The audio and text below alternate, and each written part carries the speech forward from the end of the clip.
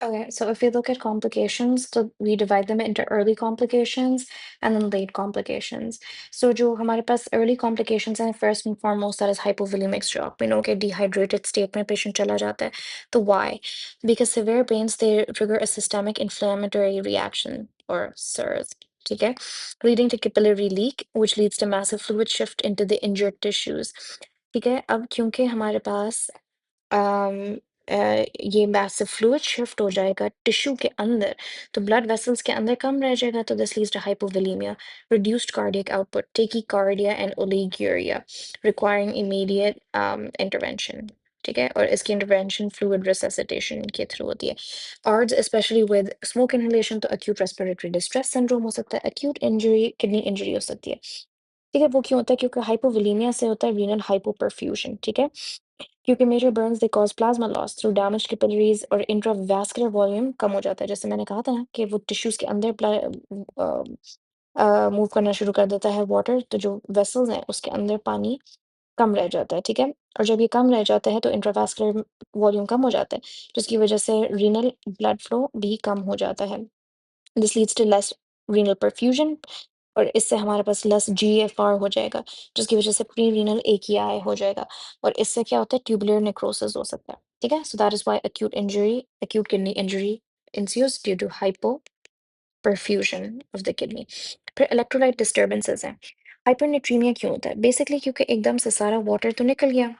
ठीक है, तो जो सॉल्ट है वो डिस्प्रोपोर्शनेटली, जो सोडियम है वो डिस्प्रोपोर्शनेटली ज्यादा हो गया, जिसकी वजह से इनिशियली हाइपरनेट्रीमिया होगा।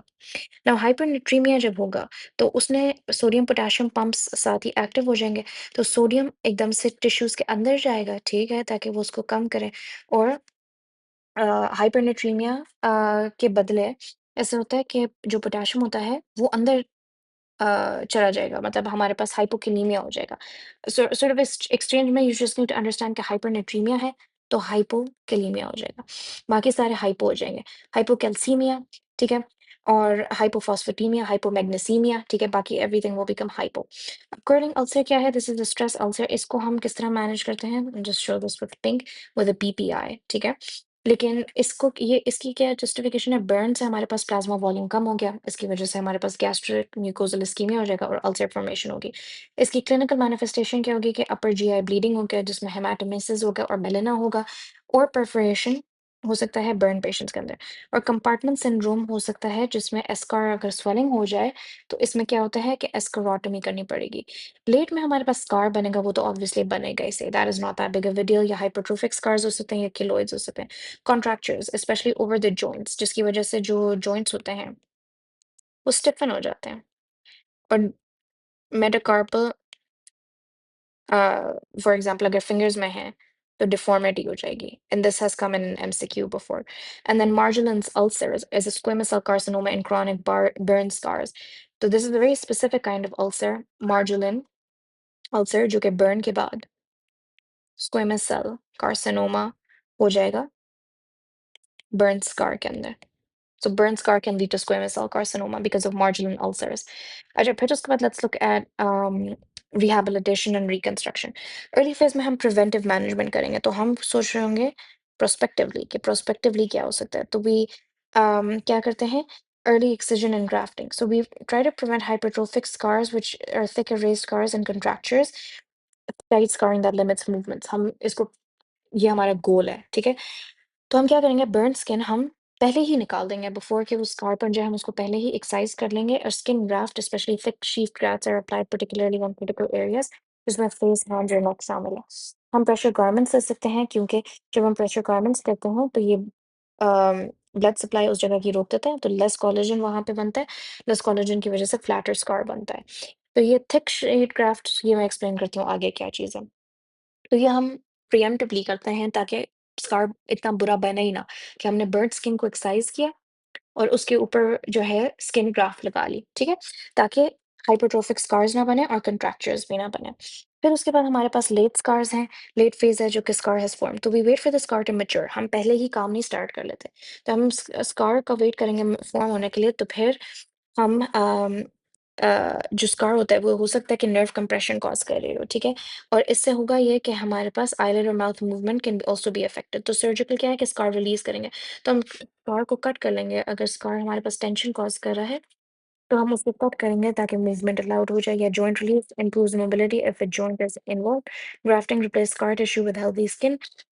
Grafting, ठीक है, flaps क्या होंगे? Move skin from one area to another. Tissue expansion gradually stretch the skin to cover a scarred area, and skin substitutes bioengineered products to replace lost skin.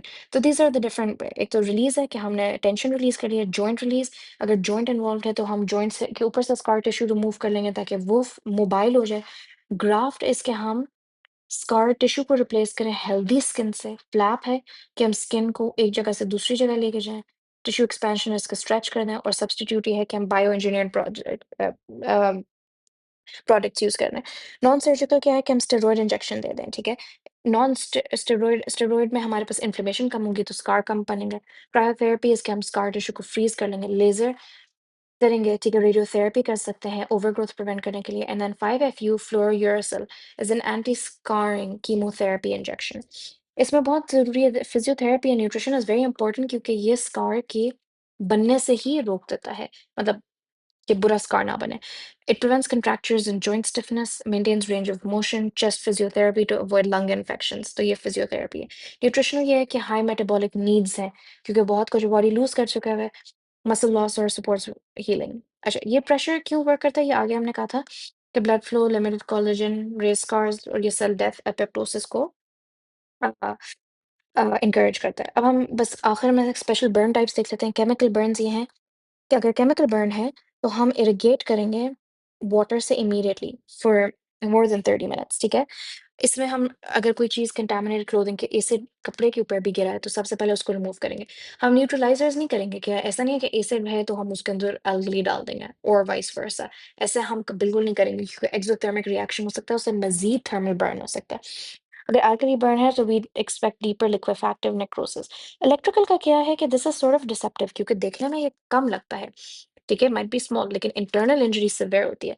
और इसमें क्या होता है कि मसल इंजरी होती है, मायोसाइट ब्रेक डाउन हो जाता है, जिसमें मायोसाइट जब ब्रेक डाउन होगा यानी मसल का जो सेल है जब वो ब्रेक डाउन करेगा वो क्या क्या रिलीज करेगा?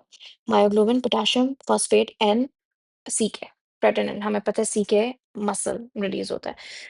मायोग्लोबिन जाके किडनी पे जाके एक्ट करता है और एक्यूट किडनी इंजरी कॉज करता है। हाइपरकैलेमिया से एरिथमियास हो सकते हैं। हाइपोकैल्सीमिया से और मेटाबॉलिक एसिडोसिस हो जाता है। मल्टी ऑर्गन रिस्क होता है। तो हम क्या करेंगे? अरिथमियास के लिए ईसीजी करेंगे। रैप्डोमायोलाइसिस के लिए हम क्या करेंगे? सीके देखेंगे, इसके लेवल्स देखेंगे और रीनल फंक्शन देखेंगे कि एक्यूट किडनी इंजरी तो नहीं है। और फिशियोटोमी हम अर्ली करेंगे। मायोग्लोबिन करेंगे के लिए वो करेंगे, ये हमें बताएगा कि मायोग्लोबिन कितना है। अगर तो ये ज़्यादा है तो हमें पता है कि हमने मायोग्लोबिन के लिए अब हम मैनेटोल देंगे ताकि जो मायोग्लोबिन है वो यूरिन में, क्योंकि हमें पता है ये डायूरेटिक एजेंट है। मैनेटोल एक osmolarity ज़्यादा इंक्रीज करके it causes more excretion of myoglobin through the urine. Cold injury में क्या करेंगे? फ्रॉस्टबाइट इज बेसिकली क्या है कि आइस क्रिस्टल्स हैं जो कि damages the cell and vasculature. इसमें हम जेंटल रीवार्मिंग बाथ करेंगे, डू नॉट रब द एरिया, और डिमार्क करेंगे डी वाइटलाइज टिश्यू को, और टेटनस प्रोफाइलैक्टिस देंगे। ट्रेंच फुट क्या है कि प्रोलॉन्ग कोल्ड कोल्ड या वेट एक्सपोजर, ठीक है? इसमें आइस, इसमें सिर्फ cold. We wash try elevate and it may take months. अब बर्न लाइक कंडीशंस भी बर्न यूनिट्स वो करते हैं। इसमें दो चीजें हैं, टेंट और एसएसएस। अच्छा, टॉक्सिक एपिडर्मल नेक्रोलाइसिस क्या होता है कि इम्यून मीडिएटेड स्किन डिटैचमेंट हो जाती है। इसके ट्रिगर्स क्या हैं? ड्रग्स हैं, allopurinol, anticonvulsants, antibiotics. Treat and burn unit, supportive care and stop here. Staphylococcus scalded skin syndrome क्या है कि हमारे पास एस ऑरियस के टॉक्सिन रिलीज करता है जिसकी वजह से बर्न लाइक आ जाते हैं स्किन के ऊपर। एंटी स्टैफ एंटीबायोटिक्स हैं। और अच्छा, स्किन ग्राफ्ट समरी बता देती हूँ। एक स्प्लिट थिकनेस है, फुल थिकनेस है। स्प्लिट थिकनेस क्या है कि ये एपिडर्मिस को और पार्शियल डर्मिस को रीजनरेट करता है। So it covers large areas but it isn't and it heels faster but it's not very aesthetically pleasing. इसमें हम रिप्लेस करते हैं पूरी डर्मिस और एपिडर्मिस को, तो ये कॉस्मेटिकली मोर बेटर होता है, specially if you treating Burns like on the face. अच्छा, ग्राफ की सक्सेस किस पे है कि फ्लूइड कलेक्शन कितनी है? अगर नीचे बहुत ज़्यादा फ्लूइड है तो ऑब्वियसली वो इतना टिकेगा नहीं जो ग्राफ्ट है। इन्फेक्शन तो नहीं है नीचे, मूवमेंट कितनी हो रही है और पुअर बेस तो नहीं है। अगर बोन है फॉर एग्जांपल एंड तक बर्न गया हुआ है तो उसको उसका टिकना मुश्किल हो जाता है। ठीक है? And that's about it.